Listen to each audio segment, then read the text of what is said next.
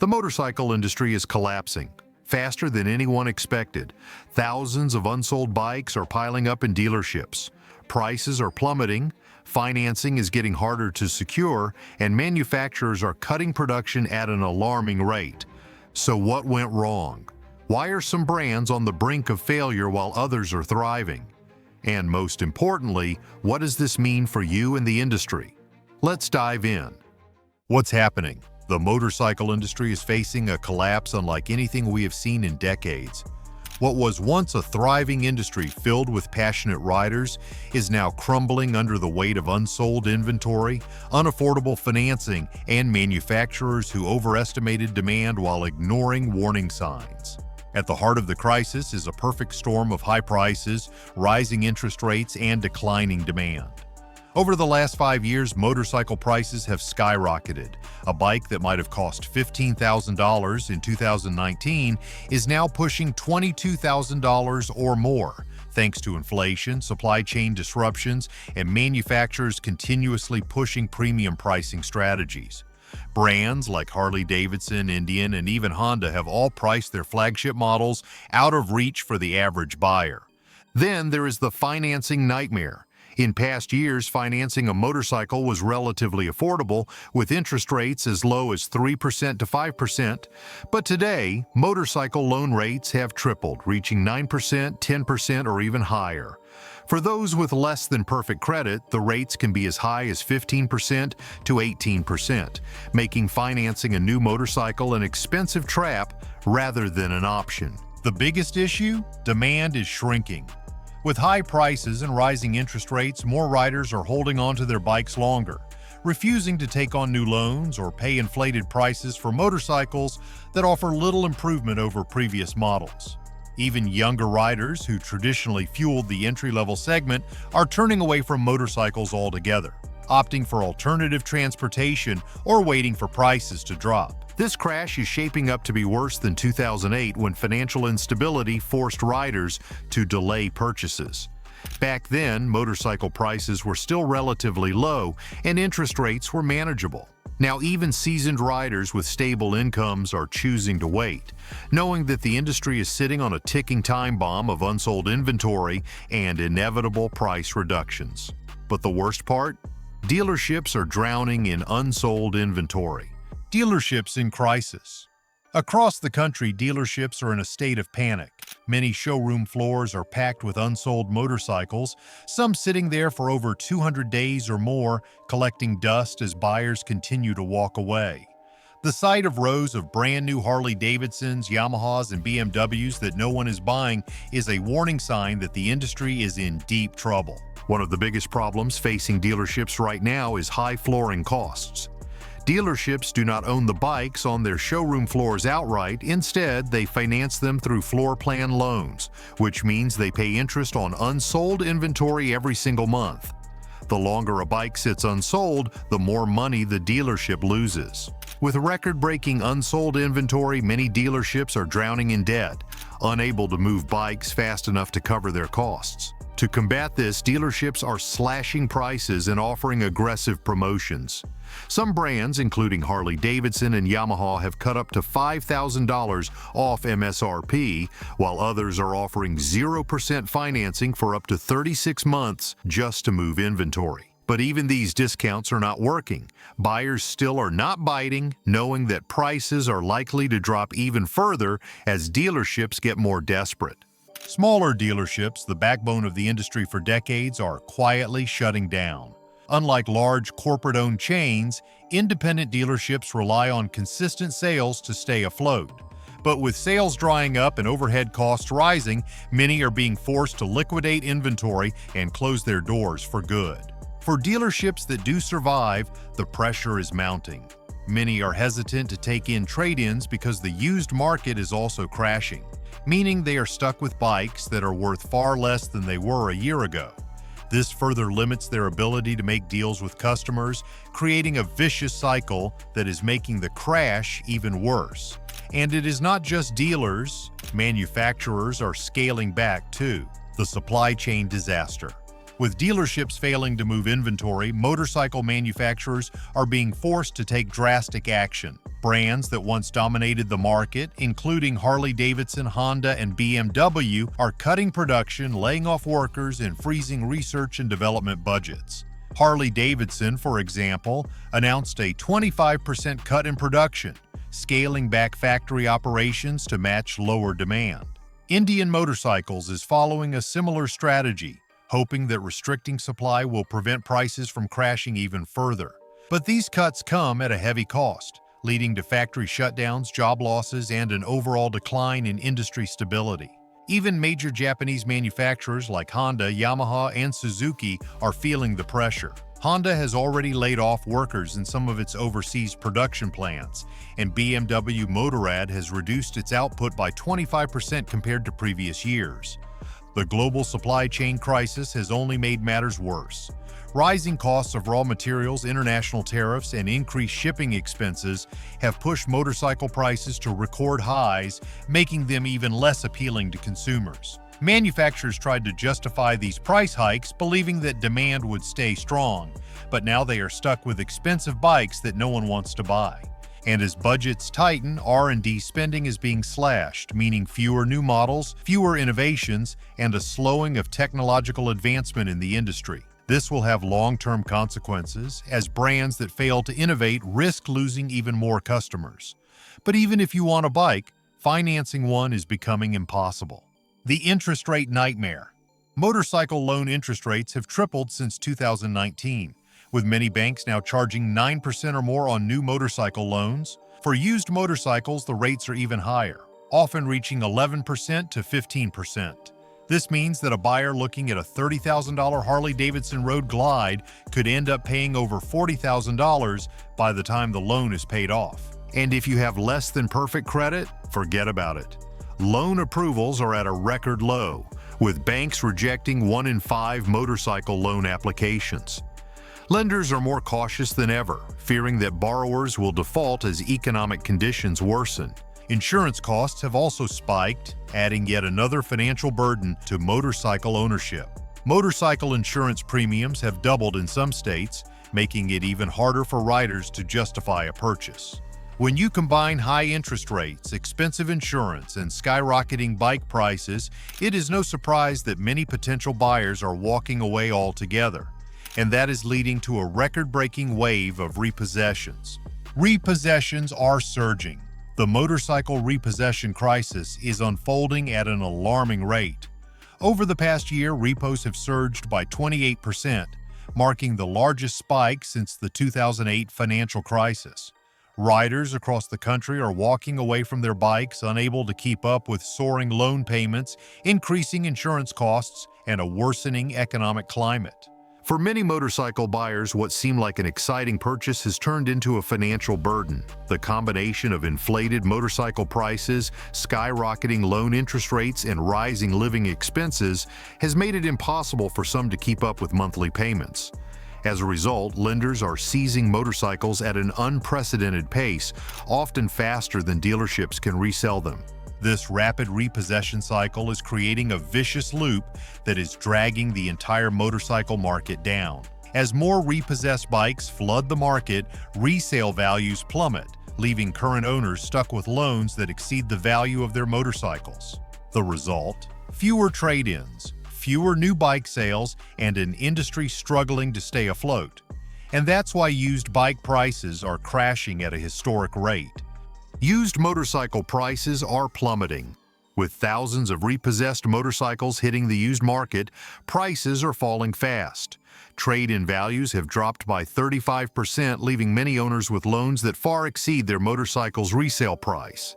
This means that even those who want to trade in their bikes for something new can't do so without taking a massive financial hit. The problem is compounded by the massive oversupply of used bikes sitting at dealerships. Traditionally, trade-ins play a crucial role in sustaining motorcycle sales, allowing buyers to put equity toward a new purchase. But with so many repossessed motorcycles flooding the market, dealerships are reluctant to accept trade-ins because they already have too many used bikes sitting unsold.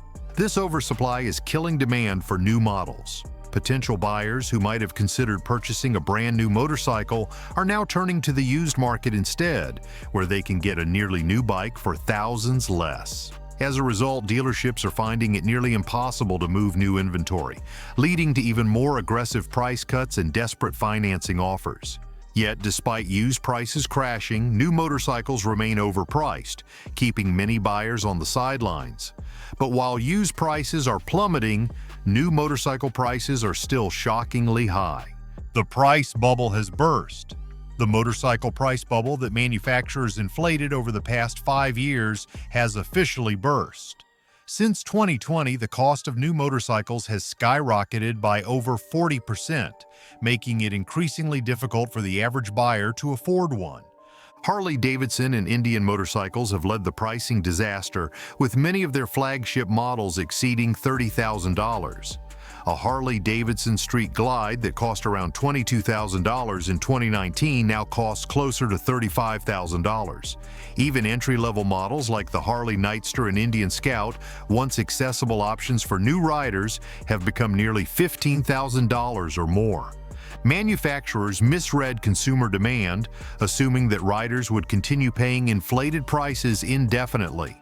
However, with rising interest rates, economic uncertainty, and competition from the used market, many potential buyers have decided to wait it out, leaving dealerships stuck with unsold inventory.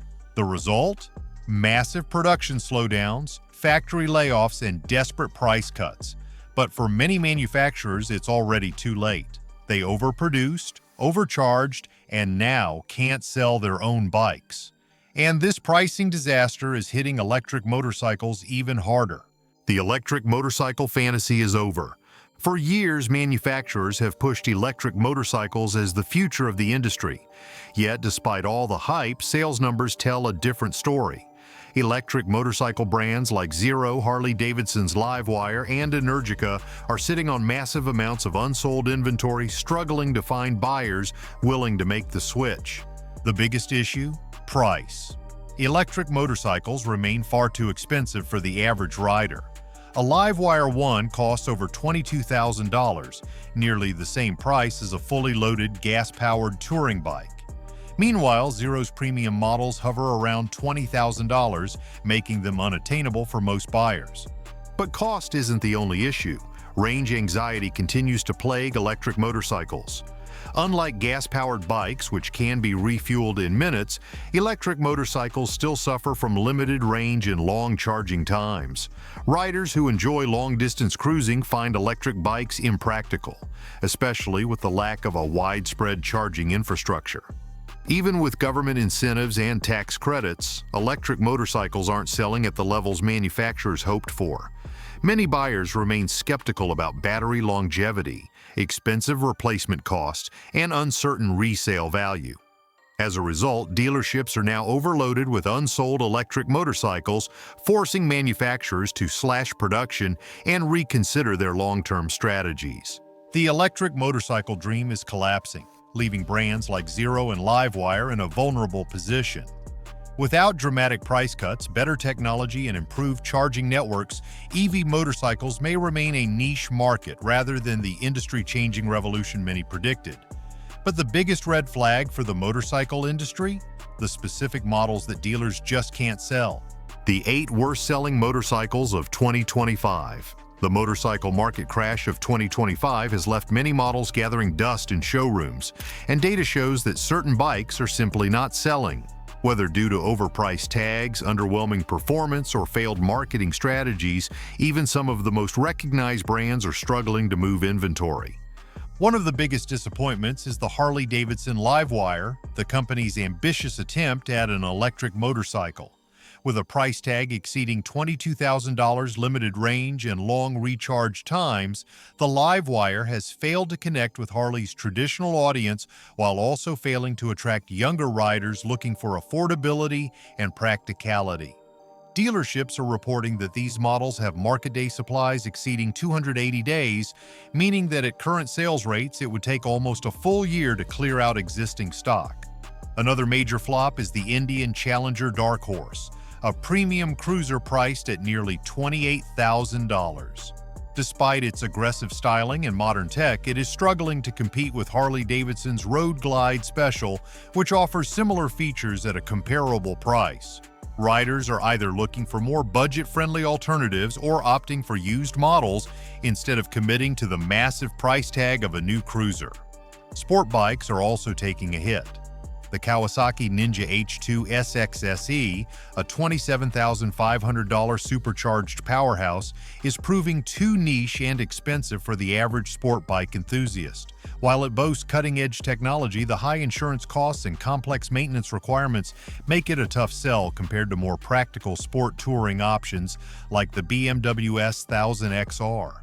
Similarly, the Suzuki GSX-R 1000R, once a fan favorite, has become outdated, struggling to keep up with more refined and modern rivals. Electric motorcycles are suffering across the board, and BMW's CE04 electric scooter is no exception. While it presents a futuristic design and an urban mobility focus, its $12,000 price tag, limited range, and long charging times have left buyers uninterested. Even in major metropolitan areas where electric vehicles are more popular, the CE04 is failing to gain traction. Another premium sport bike struggling to sell is the Ducati Panigale 5.2. While Ducati has a reputation for high-performance machines, the $17,795 price, combined with costly maintenance and expensive insurance rates, have left many potential buyers looking elsewhere. Even touring motorcycles are feeling the effects of the market downturn. The Honda Goldwing Tour, once the king of long-distance travel, is now sitting unsold in dealerships for an average of 250 days. Its $28,600 price, combined with changing consumer preferences and high fuel costs, have made it a tough sell. Finally, the Triumph Rocket 3 GT, despite boasting the largest production motorcycle engine in the world, is struggling. Its $24,000 price tag and massive size make it intimidating for most riders, limiting its appeal to a niche market. With over 325 days of unsold inventory, it is clear that Triumph overestimated demand for this ultra-powerful cruiser. But while premium motorcycles are struggling, entry-level bikes, historically a gateway for new riders, are also facing serious challenges. When will the market recover? The harsh truth. The motorcycle market crash of 2025 is far from over, and industry analysts warn that recovery could take years. One major factor that could delay a rebound is the lingering impact of high interest rates. As long as borrowing remains expensive, buyers will continue to hold off on purchasing new motorcycles, keeping demand low. If inflation remains high, motorcycle financing may not become affordable again until 2026 or later. Manufacturers are likely to respond with desperate strategies to survive. Many brands are expected to offer aggressive discounts, cut production, and even discontinue struggling models in an effort to clear out inventory. Some smaller brands may go out of business entirely, leading to a more consolidated market with fewer choices for riders. Dealerships, which are already struggling with high inventory costs, may be forced to shut down or switch to selling primarily used motorcycles. The wave of repossessed bikes flooding the market is further complicating things as it drives down the value of both new and used motorcycles, making it even harder for dealers to turn a profit. But to fully understand where the market is heading, we need to look at past motorcycle industry crashes and what history tells us about recovery. Lessons from past market collapses. What history tells us. The motorcycle industry has weathered economic downturns before, but the 2025 market crash is proving to be far more severe than previous collapses. Looking at past recessions, particularly the 2008 financial crisis, gives us valuable insights into how the industry responded under pressure and what might happen next. During the 2008 recession, motorcycle sales plummeted as disposable income disappeared. Harley Davidson, Yamaha, and Honda all experienced sharp declines in demand, with Harley alone reporting a 30% drop in U.S. sales. This forced major manufacturers to cut production, lay off workers, and, in Harley's case, even consider selling off its European MV Agusta brand to stay afloat. Dealership closures followed as smaller retailers couldn't sustain the financial strain of holding on to unsold inventory. However, the brands that survived did so by quickly adjusting their business models. Honda, for instance, pivoted towards smaller, more affordable motorcycles, releasing models like the CBR-250R that appealed to budget-conscious buyers looking for an alternative to expensive cars. Kawasaki took a similar approach with the Ninja 300, which became a bestseller by offering a balance of affordability and fun. History shows that the brands that failed to adapt were the ones that collapsed. Victory Motorcycles, despite showing promise, couldn't maintain its market position after Polaris shifted its focus to Indian motorcycles. Meanwhile, smaller brands like Buell disappeared altogether due to restructuring and a lack of demand. If past collapses taught us anything, it's that brands must either adapt or fade into irrelevance. Those who find ways to reduce costs, offer better financing, and make their bikes more accessible will be the ones to survive. Those who continue to rely on outdated strategies and inflated pricing risk, becoming the next Victory Motorcycles. But while some brands are struggling to stay afloat, the bigger question is, what does the future of motorcycling look like? The future of motorcycling. The motorcycle industry is at a crossroads. With the 2025 market crash exposing deep flaws in the way manufacturers operate, the industry must decide whether it will evolve to meet the demands of a new generation or continue to decline.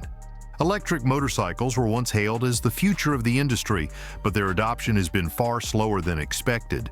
Brands like Zero Motorcycles and Livewire have struggled with high prices, limited range, and a lack of charging infrastructure. Riders are hesitant to switch from gas-powered bikes, and unless battery technology improves drastically, electric motorcycles will remain a niche product rather than a mainstream alternative. At the same time, advancements in self-driving technology and urban mobility solutions are changing the way people think about transportation. With autonomous vehicles becoming more common, some experts believe that motorcycles could become less relevant as a primary mode of transportation. Younger generations are already opting for rideshare services, public transit, and electric bicycles over motorcycles, which could further reduce demand in the coming years. Despite these challenges, there is still hope for the motorcycle industry. The continued success of retro-styled bikes and small displacement models suggests that people still love motorcycles. They just want them to be affordable and practical. Brands like Royal Enfield and Honda prove that younger riders are still interested in motorcycles, but they are not willing to pay luxury prices for them. The industry's future depends on whether manufacturers can adapt to these changes. If they continue pricing themselves out of reach and pushing technology riders don't want, sales will keep declining. However, if they focus on affordability, accessibility, and maintaining a strong brand identity, they can still revive interest and bring a new generation of riders into the sport. But for buyers right now, the real question is, should you buy, sell, or wait? Before we dive into the next chapter, make sure to like and subscribe if you like this video so far. The final verdict. With the market in freefall, many riders are wondering whether now is the right time to buy a new motorcycle, sell their current one, or wait for prices to drop further. The answer depends on your financial situation and how the market evolves over the next year. If you're looking to buy, now might be the perfect time to take advantage of the crash. Many dealerships are offering record-breaking discounts, low financing rates, and major incentives just to move inventory. If you can hold off for another 6 to 12 months, prices may drop even further, potentially saving you thousands of dollars. If you're looking to sell, do it as soon as possible. The used motorcycle market is flooded, and as repossessions rise, trade-in values are going to plummet. If you wait too long, your motorcycle could be worth far less than it is today. If you're unsure, waiting may be the smartest move. With dealerships drowning in unsold bikes and manufacturers cutting production, the market is still in freefall. If you wait for the dust to settle, you might be able to secure the best deal of your life. The 2025 motorcycle market crash is far from over, but if you play it smart, you can come out ahead. What do you think? Is this the end of the motorcycle industry as we know it, or will brands find a way to survive? Drop a comment below and let us know your thoughts.